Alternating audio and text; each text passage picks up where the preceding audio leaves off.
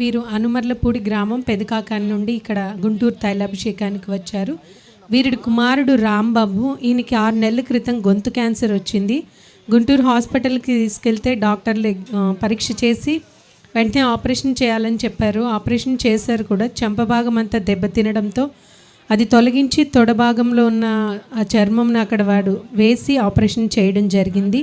అయినా కూడా డాక్టర్లు నమ్మకం చెప్పినప్పుడు ఆరోగ్యం బాగుపడాలని ప్రార్థన చేసుకున్నారు. ఇక్కడ తైలాభిషేకానికి వచ్చారు. తైలాభిషేకానికి వచ్చి ఇక్కడ స్పాన్సర్ చేసుకుంటానని వారు మొక్కుబడి చేసుకుని అభిషేకం చేయించుకుని వెళ్ళిన తర్వాత వారి కుమారుడు ఆరోగ్యం బాగుపడింది. ఇప్పుడు బాగానే ఉన్నారని వారు సాక్ష్యం చెప్తున్నారు.